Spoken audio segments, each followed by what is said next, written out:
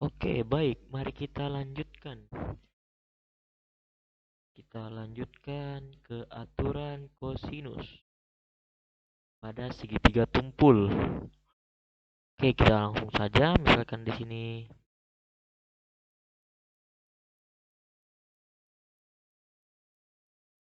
saya punya segitiga tumpul A, B, C dengan sisi BC itu kita namakan A, sisi AB kita namakan C, dan sisi AC kita namakan B.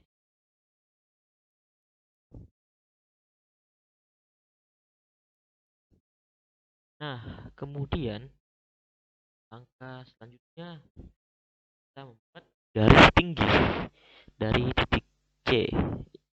Berarti dia dibuat harus tegak lurus dengan garis atau sisi AB. Nah, karena tegak lurusnya itu dia tidak berada di dalam segitiga, maka kita buat garis perpanjangan.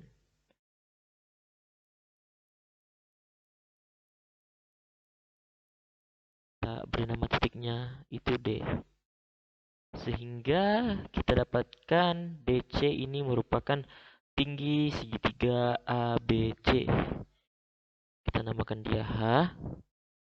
Nah, jadi kita juga memperoleh dua segitiga siku-siku, yaitu ADC dan BDC.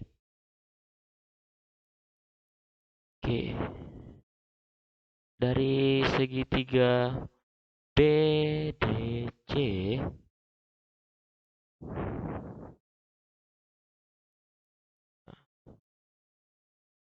kita peroleh di sini berdasarkan teorema Pythagoras, A kuadrat sama dengan H kuadrat tambah B D kuadrat. Oke.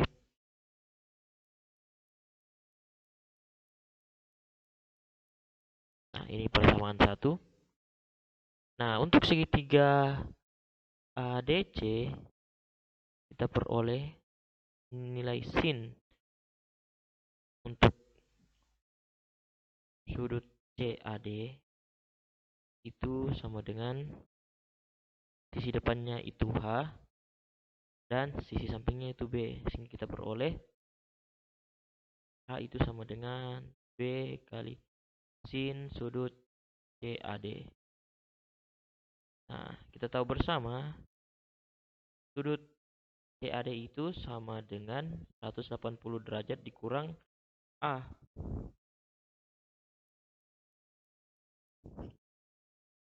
Nah, berdasarkan perbandingan trigonometri pada sudut berelasi, sin 180 derajat dikurang A ini kan berada di kuadran kedua.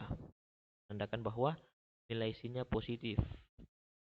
Dan nilai sin 180 derajat dikurang A ini mengikut pada sudut A-nya. Sehingga kita bisa tuliskan H sama dengan B kali sin A.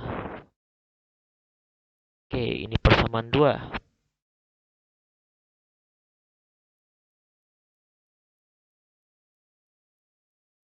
Selanjutnya, cos sudut CAD itu sama dengan sisi samping, yaitu AD per sisi miring, itu B. Nah, dan di sini kita peroleh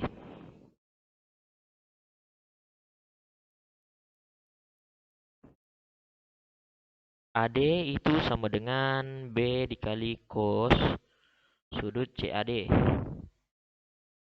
Nah, dan kita tahu sudut CAD itu sama dengan 180 derajat dikurang A. Nah, berdasarkan perbandingan trigonometri sudut berelasi, untuk 180 derajat dikurang A itu kan dia berada di kuadran kedua, yang menandakan bahwa cosnya bernilai negatif. Negatif cos, dan sudut yang kita ambil adalah A. Kita peroleh di sini berarti AD sama dengan negatif B kali cos A persamaan 3.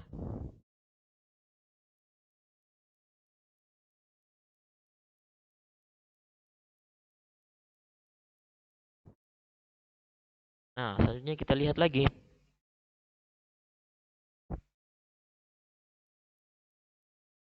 BD, DB. DB sama dengan AD tambah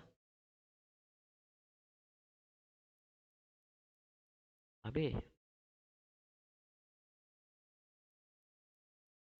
Nah, berarti di sini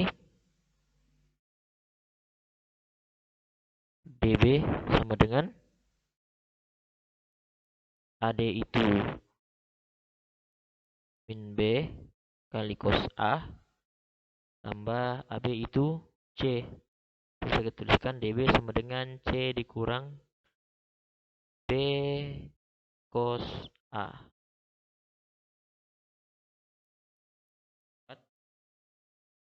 Nah, dari sini kita bisa masukkan, kita substitusi persamaan 2 dan 4 ke persamaan 1.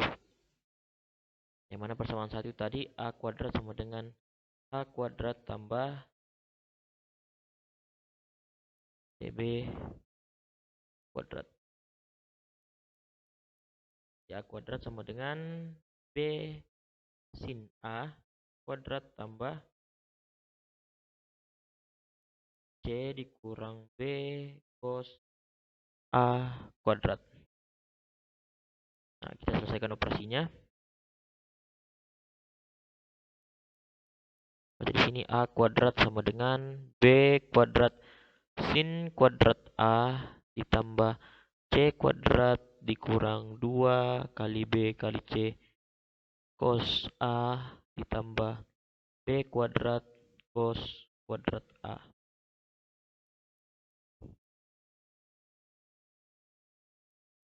Oke, kita kumpulkan yang sama jenisnya. B kuadrat sin A kuadrat tambah B kuadrat cos A kuadrat ditambah C kuadrat dikurang 2 kali B kali C cos A.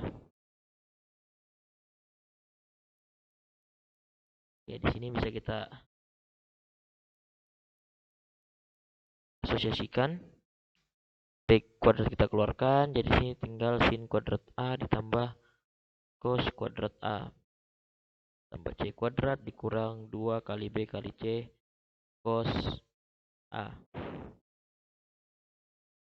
Nah, berdasarkan identitas trigonometri yang sudah dipelajari, sin kuadrat A tambah cos kuadrat A itu sama dengan 1 tambah C kuadrat dikurang 2 kali B kali C cos A.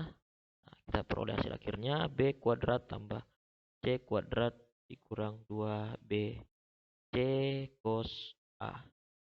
Nah, jadi ini salah satu yang masuk di aturan kosinus untuk mencari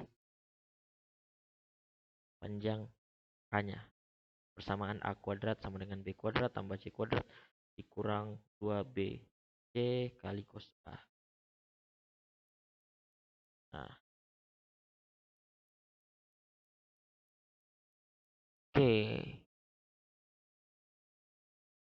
Nah, selanjutnya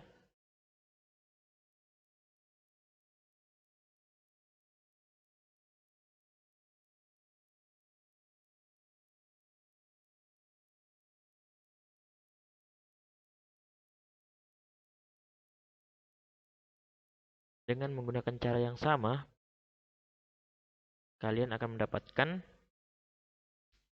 aturan kosinus itu A kuadrat sama dengan B kuadrat tambah C kuadrat dikurang 2 kali B kali C cos A. Kemudian B kuadrat sama dengan A kuadrat tambah C kuadrat dikurang 2 kali A kali C cos B. Kemudian C kuadrat sama dengan